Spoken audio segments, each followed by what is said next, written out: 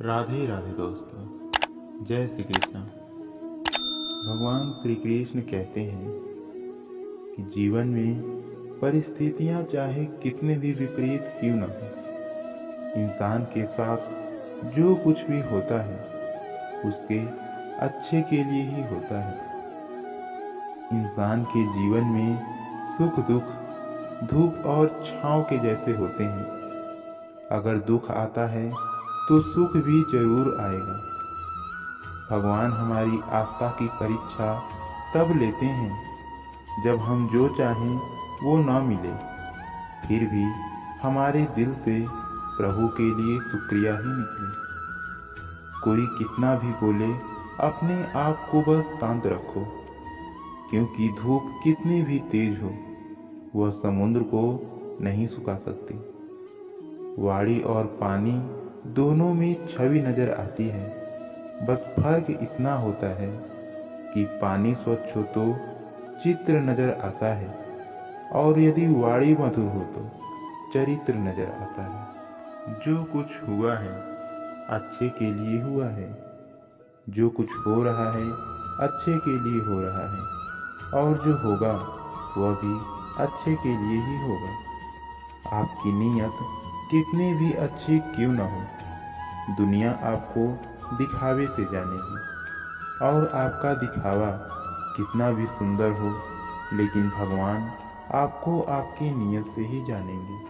श्री कृष्ण कहते हैं, स्वार्थ से रिश्ते बनाने की कितनी भी कोशिश करें वो कभी नहीं बनते, और प्रेम से बने रिश्ते को कितना भी तोड़ने की कोशिश करें वे कभी नहीं टूटते। मानव कितने भी प्रयत्न कर ले, अंधेरे में छाया, बुढ़ापे में काया, और अंत समय में माया किसी का साथ नहीं देती। बुरा समय आपको जिंदगी के उन सभी सच से सामना करवाता है जिनका आपको अच्छे समय में कभी ख्याल ही नहीं आता।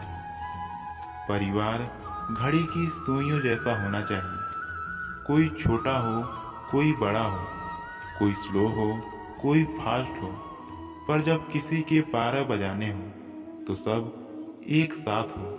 जिंदगी में कभी निराश मत होना, क्योंकि हो सकता है कृष्ण ने तुम्हें हर तरफ से अकेला करके खुद से मित्रता करने का मौका दिया हो। याद रखें, समय का ग्रहण तो सूर्य और चंद्रमा भी झेलते हैं, तो फिर हम क्या चीज हैं।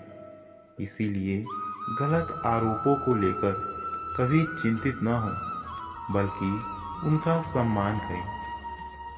गीता में लिखा है, सभी दुखों का कारण चिंता है, और ऐसा जानने वाला निश्चित रूप से चिंता से छुटकारा पाकर सुखी शांत और सभी इच्छाओं से मुक्त हो जाता है। जो हुआ अच्छा हुआ, जो होगा अच्छा होगा, लेकिन जो हो रहा है वो भी अच्छे के लिए ही हो रहा है। कभी कभी विपरीत परिस्थितियां हमारी वर्तमान स्थिति को और अच्छा बनाने के लिए आती हैं। दुनिया में 3 जगह ऐसी है जहां रहना सबसे खुशकिस्मती की बात है।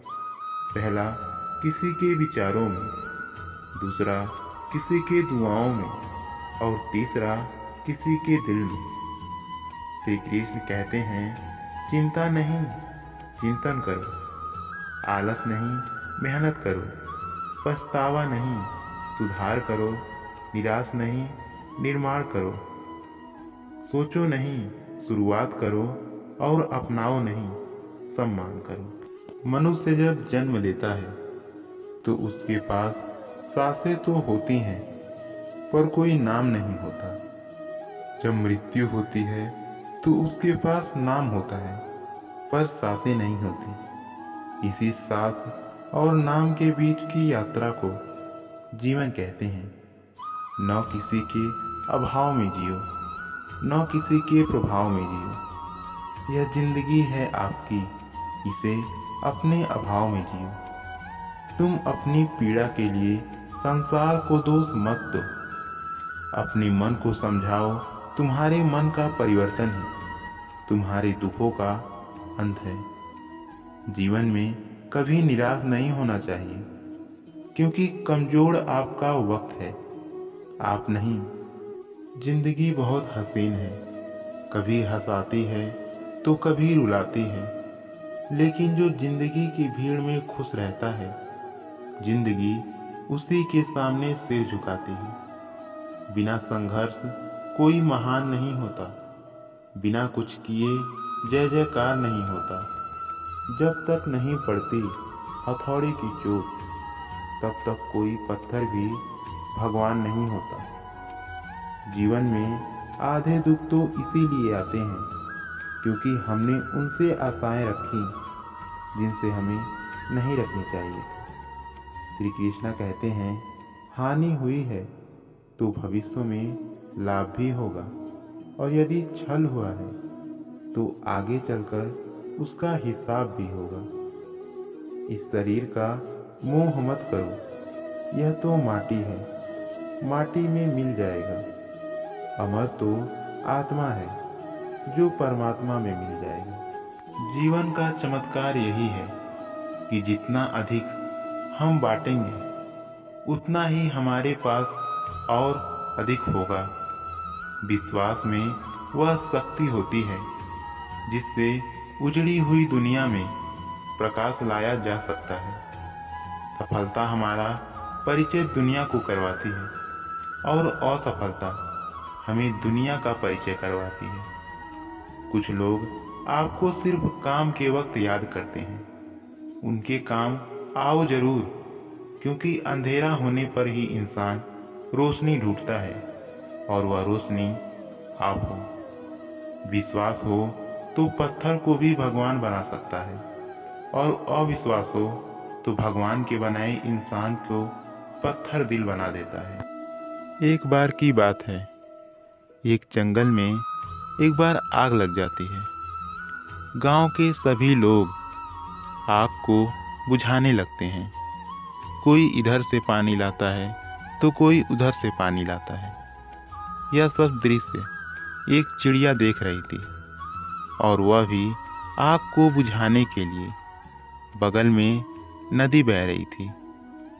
उसमें से अपनी चोंच में पानी भरकर बार बार उस आग पर डाले जा रही थी।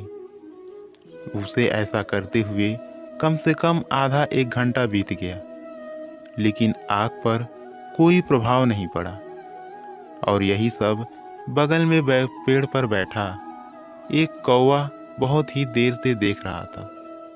उसने सोचा कि यह चिड़िया कितनी बेवकूफ़ है, इसे पता है कि इसके पानी डालने से आग बुझेगी नहीं, फिर भी यह परेशान क्यों है।